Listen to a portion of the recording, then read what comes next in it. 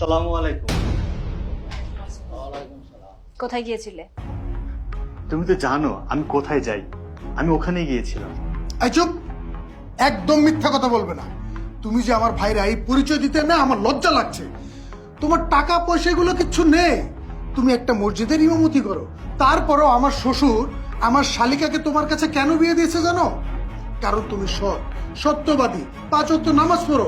কিন্তু তোমার মুখে এত বড় মিথ্যা কথা শুনবো সেটা কোনোদিন কল্পনাও ভাবিনি। থামো তুমি। ও মিথ্যা কথা বলবে না তো কে বলবে? ও তো একটা ছোট লোক।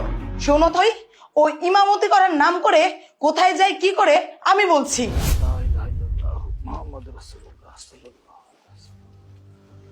এই অটো যাবে? হ্যাঁ ভাই যাবো। আর সূর্য, তুমি এখানে অটো চালাচ্ছ? আর চালাবেই না কেন? করো তো ওই যে মসজিদে ইমামতি, এটা ছাড়া তো আর তো তোমার কোনো কাজ নেই। আর ইমামতি করে কয় টাকায় বেতন পাও?